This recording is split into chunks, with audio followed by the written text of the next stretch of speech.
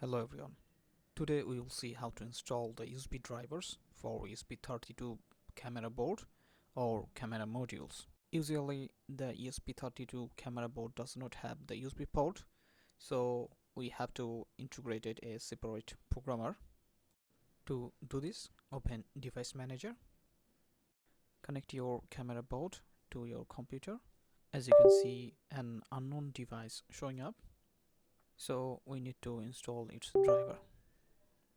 In this list, you can see the common chips used in this type of board.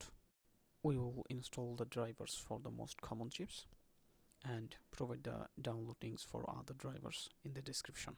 I'm downloading the CS340 driver because this chip is used in my board. Now just double click and open. Now simply select the drivers and click the install button. It will install automatically necessary drivers for your system. As you can see, our driver is installed successfully.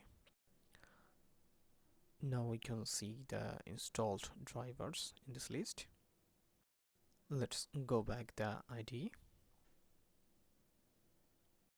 Now click Tools and Port. In my case, I can see the COM port 5.